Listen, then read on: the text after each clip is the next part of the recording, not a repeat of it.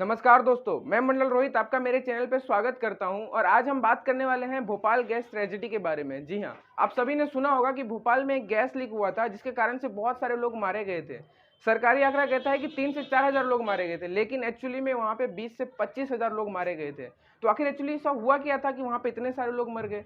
ये gas leak कैसे हो गई? इस वीडियो में हम इसी को जानने वाले हैं, तो बने रहिए वीडियो में। तो गाइस, बात शुरू होती है 1969 से, जब एक American company union carbide corporation India में आती है और रजिस्टर्ड होती है। उसका काम था कीड़े मकोड़े मारने वाली की दवा बनाना। जी, यानी कि पेस्टिसाइड बनाती थी वो, और इसके साथ में वो व्हाइट पेंट बनाती थी। और इन सब में एक गैस का यूज होता था जिसका नाम था मिथाइल आइसोसाइनेट, और उसको एक टैंक में लोग रजिस्टर्ड करके रखते थे, यानी कि उसमें भर के रखते थे। उस टैंक का नाम था टैंक नंबर 610। अब 2 या 3 दिसंबर की रात थी 1984। 1969 में रजिस्टर्ड हुई थी, अब 1984 आ चुका था। और इतने सारा समय उन्होंने जब बिता दिया इंडिया में, तो वहाँ का जो मालिक था वॉरेन एंडरसन, उसको ऐसा लगा कि अब यहाँ पे कोई दुर्घटना होने वाली नहीं है। और वो जो गैस है गाइस, वो बहुत ही खतरनाक गैस होती थी। तो इसलिए उसने क्या किया कि जो अनुभवी लोग थे उसको काम पे से निकाल दिया, और जो फ्रेशर लोग थे उसको काम पे रख लिया, ताकि उन्हें सैलरी कम देनी पड़े और उससे पैसे बच सके। जी हाँ, अब उसकी यही सबसे बड़ी गलती हो गई। अब हुआ क्या, 2 या 3 दिसंबर की रात को वैसे का वैसा ही काम चल रहा था, और प्लांट में हुआ क्या कि जो मिथाइल आइसोसाइनेट गैस होती है वो बहुत ही गर्म गैस होती है। अब वो 610 में है ना, टैंक में वो रजिस्टर्ड की हुई थी गैस। तो उसको ठंडा करने के लिए उसमें पानी डालते थे, ठंडा पानी, जिससे कि जो टैंक है वो ठंडा रहे। लेकिन उस दिन हुआ क्या, जो टैंक में है ना लीकेज हो चुका था, उसके कारण जो है ना पानी उसमें मिल गया। अब पानी जब, आपको एक बात मैं बता दूं कि मिथाइल आइसोसाइनेट गैस जो है उसमें जब पानी मिलता है तो एक प्रकार से टॉक्सिक गैस बन जाता है, यानी कि बहुत ही ज़्यादा जहरीली गैस बन जाती है। और ये जहरीली गैस यदि कोई सूंघ ले तो उसकी तुरंत इंस्टेंट मौत भी हो सकती है। अब हुआ ही ऐसा कि 2 या 3 दिसंबर की रात को जो उस गैस कांड में यही मेन सबसे था हिस्सा कि मिथाइल आइसोसाइनेट गैस में पानी मिल गया, और वो बहुत ही ज़्यादा उबलने लगा टैंक के अंदर, और इतना प्रेशर बना कि वो टैंक ही फट गया और गैस पूरी तरह से लीकेज हो गया। अब गैस जब लीकेज हो गया तो वहाँ के जो कंपनी के सुपरवाइजर, उन लोग को मालूम चला ये बात, तो जो कंपनी के प्रशासन थे उससे बात की गई, और प्रशासन ने उन्हें कह दिया कि वहाँ पे है ना हॉर्न नहीं बजाना है, यानी कि जो इमरजेंसी हॉर्न आता है पब्लिक के लिए उसको नहीं बजाना है, क्योंकि उनको ऐसा लगता था कि इससे पैनिक हो जाएगा शहर में।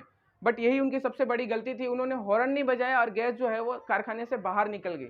अब कारखाने से जैसे ही गैस बाहर निकली, लोगों के सांसों में आने लग गई वापस से, और लोग सांस लेने लगे। इस गैस को जैसे ही लोग सांस में अपना ले रहे थे, लोगों को खांसी, बहुत ज़्यादा खांसी उठने लग गई, और वो चल नहीं पा रहे थे और सांस लेने में उनको तकलीफ होने लगे, और इससे बहुत सारे लोग वहीं पे तड़प तड़प के मरना स्टार्ट हुए। अब पूरे शहर में जो है ना भाग दौड़ भगदड़ मच गई एक प्रकार से, और लोग अस्पताल की तरफ रुक कर गए। अब जब अस्पताल में लोग गए गाइस, तो वहां पे भी एक बहुत ही शॉकिंग चीज आप कह सकते हो कि डॉक्टर को भी इवन मालूम नहीं था कि ये क्या हो रहा है, कि इतने सारे लोग क्यों आ रहे हैं। उन्होंने खाली नॉर्मल से कोई भी दवा दे दी ताकि मजदूरों का दिल मान जाए कि हाँ, मैंने अपना दवा करा लिया है।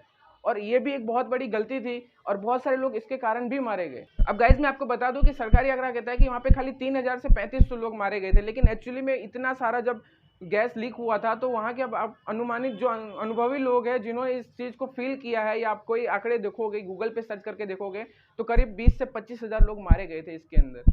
और जो वॉरेन एंडरसन था वो भी फरार हो चुका था। जी हाँ, यानी कि उसको जब मालूम चल गया कि ये सब हो चुका है, तो वो तो निकल चुका है, पहली बार ही अमेरिका निकल गया, और उसको कोई सजा भी नहीं हुई, और वो ऐसे ही मर गया।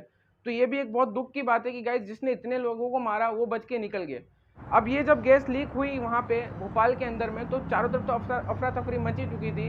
तो उस टाइम पे जब दिसंबर का समय होता है गैस, तो आपको मालूम होगा कि वो है ना ठंडी का समय होता है, और जो लोग रात के समय में घर में कंबल ओढ़ के सो रहे थे, वो लोग सिर्फ बच पाए। अब गाइस, जब ये घटना घट चुकी थी, जो कंपनी का मालिक था वॉरेन एंडरसन, वो तो फरार हो चुका था, निकल चुका था अमेरिका। लेकिन भारत सरकार ने उसके ऊपर केस किया, लेकिन एक्चुअली ये सब खास कुछ हुआ नहीं, और वो मर गया। उसकी मतलब प्राकृतिक मृत्यु हो गई, उसको कोई सजा नहीं मिल पाया।